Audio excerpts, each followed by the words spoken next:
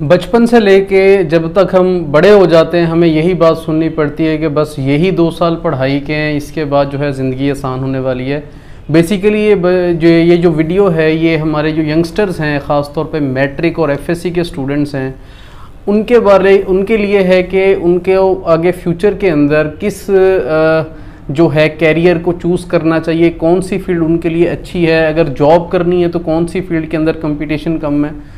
Basically इस चीज़ के बारे में मैंने तो बचपन से यही सुना जब मैट्रिक में थे कि मैट्रिक कर लो बस इसके बाद ज़िंदगी आसान है, फिर एफएससी हो गई, एफएससी कर लो ज़िंदगी आसान है, इंजीनियरिंग में चले गए, इंजीनियरिंग कर लो बस ज़िंदगी आसान है। कोई ज़िंदगी आसान नहीं है, आगे बहुत ज़्यादा टफ सिचुएशंस हैं। टफ सिचुएशन इसलिए नहीं है कि इंजीनियरिंग बुरी है, टफ सिचुएशन इसलिए है क्योंकि हमारे मुल्क के अंदर नौकरियां नहीं हैं, हमारे मुल्क के अंदर इंडस्ट्रीज़ नहीं है जो हमें जॉब प्रोवाइड कर सकें। गवर्नमेंट जॉब्स का तो सवाल ही पैदा नहीं होता।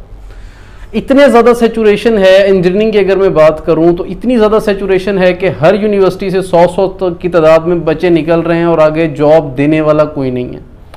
मेरे अपने कोलीग्स जिन्होंने इंजीनियरिंग की वो 10-10 हज़ार के ऊपर भी उन्होंने इंडस्ट्रीज़ में जाके जॉब्स की हैं कि उनको किसी न किसी इंडस्ट्री के अंदर उनका आना जाना शुरू हो और फिर खुद ही जो है आगे कोई ना कोई सिस्टम चलता चला जाएगा।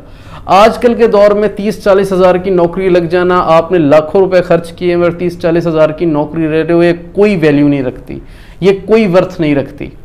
सेम यही हाल जो है वो डॉक्टरी के अंदर आ जाता है। अगर आप डॉक्टरी एमबीबीएस के अंदर जाते हो तो एमबीबीएस में भी इतनी ज़्यादा सेचुरेशन है कि आगे जॉब्स नहीं है। आप लाखों करोड़ों लगा के आप प्राइवेट कॉलेजेस से अगर आप एमबीबीएस कर रहे हो, एफएससी में अगर तो बच्चों ने मेरिट के ऊपर एडमिशन लेना है तो इतने ज़्यादा मार्क्स चाहिए कि बच्चे पागल हो जाते हैं, बच्चों का दिमागी तवज़न हिल जाते हैं इतने नंबर लेते लेते।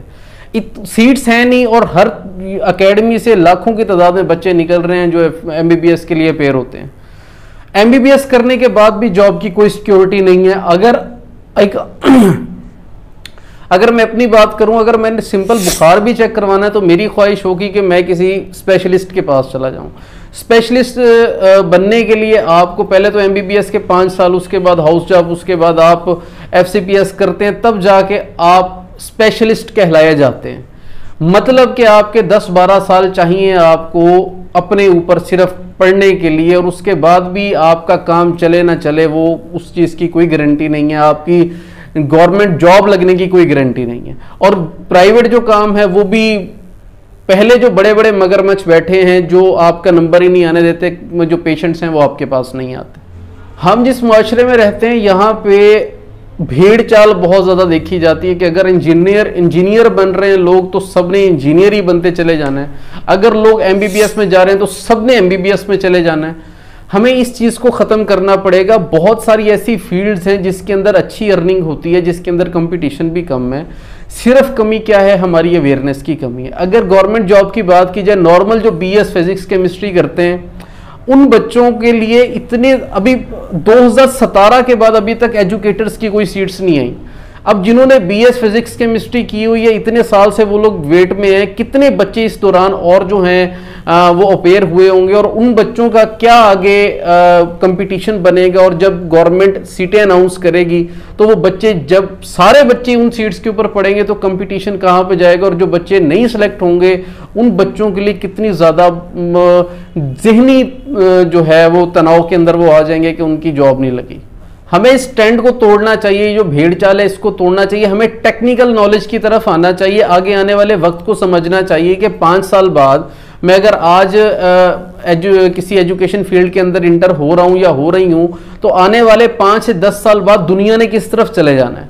जो हमारे तेल के रिजर्व्स कम हो रहे हैं दुनिया के अंदर, हर चीज़ ऑनलाइन शिफ्ट हो जाएगी। सब दफ्तरी काम जो है वो ऑनलाइन, सब शॉपिंग ऑनलाइन, हर चीज़ ऑनलाइन है। हमें इन फिजिकल जॉब्स को ख़त्म होती चली जाएंगी। जैसे जैसे रोबोट्स आ रहे हैं ये सारी चीज़ें जो हैं फिजिकल जॉब्स जो हैं ये ख़त्म हो जाएंगी। रोबोट्स इंसानों की जगह ले लेंगे, आज नहीं तो 5 से 10 साल तक के अंदर ये होने वाला है। हमें टेक्निकल नॉलेज को समझना चाहिए। दुनिया जिस तरफ जा रही है हमें उस चीज़ को फॉलो करना चाहिए। आने वाले वक्त के अंदर तो एमबीबीएस डॉक्टर्स भी वो भी आपको ऑनलाइन मिलेंगे, इंजीनियर्स भी आपको ऑनलाइन मिलेंगे, तो हम लोग कहाँ जाएंगे। 3D प्रिंटर आ रहे हैं जो बिल्डिंग्स खड़ी खड़ी बना देते हैं, तो कहाँ पे जाएंगे इंजीनियर्स इतने सारे जो नौकरी करेंगे। मुझे हंसी आ रही है कि इतना पैसा लगाया जाता है लेकिन हाँ, ये ना हमारे सोसाइटी का मसला है, ये हमारा मसला नहीं है। हमारे यहाँ पे ये समझा जाता है कि जो बच्चे जिसने अपनी ग्रेजुएशन पूरी नहीं की वो बच्चा अक्लमंद ही नहीं है, ये समझा जाता है। मैं एजुकेशन हासिल करने के खिलाफ नहीं हूँ, मैं ये नहीं कह रहा कि ये चीज़ बुरी है, क्योंकि अगर हमने इस मुआशरे के अंदर रहने, हमने इन्हीं लोगों के साथ, अपने इन्हीं रिश्तेदारों के साथ मिलना भी है और इन्हीं के साथ हमारे मेल जोल होने हैं। हमें इनसे इज्जत लेने के लिए, अपने मुआशरे से इज्जत लेने के लिए भी हमें एजुकेशन की ज़रूरत है। लेकिन हमें अपनी जो एक लाइन लग गई है कि इंजीनियर और एमबीबीएस के अलावा और कोई चीज़ नहीं है, हमें इस चीज़ खुद से निकलना चाहिए। हमें जदीद जो नॉलेज हैं, टेक्निकल स्किल्स हैं, डिजिटल मार्केटिंग है, डिजिटल मार्केटिंग आने वाले वक्त के अंदर कहें कि सबसे बड़ी फील्ड होने वाली है डिजिटल मार्केटिंग। अगर हम अब भी ऑनलाइन अर्निंग करने के बारे में नहीं समझते तो हमारा फ्यूचर फिर वाकई रिस्क में है। हमें कोई पता नहीं है कि हम किस तरफ जा रहे हैं। सोच समझ के फैसला लें। ये एकेडमीज का काम है, बच्चों को गाइड करें, सिर्फ अपना कारोबार ना करें। हमारे पेरेंट्स का काम है कि वो भी इस चीज़ को अंडरस्टैंड करें, और सबसे बड़ा हमारा अपना काम है कि हमें पता होना चाहिए कि हमारी लाइफ के साथ हमने आगे क्या करना है।